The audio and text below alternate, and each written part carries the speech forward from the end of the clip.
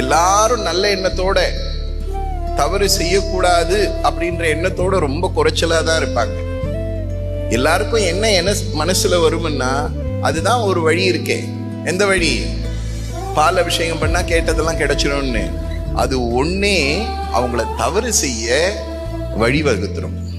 அதனால தான் கர்மான்ற ஒரு விதியை உருவாக்கி, அந்த கர்மாக்கு விதிவிலக்கு யாருமே கிடையாது.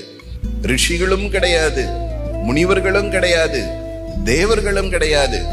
ஒருத்தன் எப்படிப்பட்ட செயலை செய்கின்றானோ அந்த செயலுக்கு தகுந்த பலன் ஒருத்தனை வந்தே தீரும்.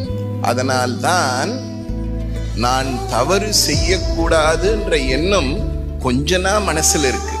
நான் ஒருத்தருக்கு கெடுதல் செய்தால் அது திரும்ப என்னவா வரும்? எனக்கே கெடுதலா வரும் என்ற எண்ணம். நான் தவறு செய்யக்கூடாதுன்ற ஒரு சுய